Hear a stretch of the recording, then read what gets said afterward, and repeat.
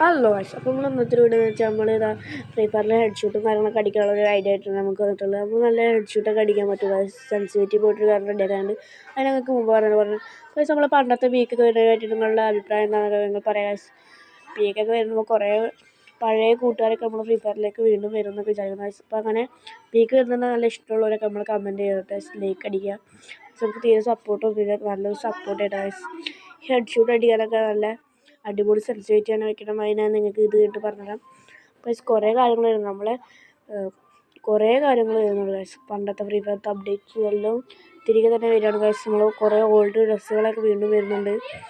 നമ്മൾ പീക്കും വരുന്നുണ്ട് ഗൈസ്. പീക്കാണ് എല്ലാവർക്കും ഒന്നുകൂടി ഇൻട്രസ്റ്റ് വരുന്നതെന്ന് പറഞ്ഞിട്ട് പറയാം.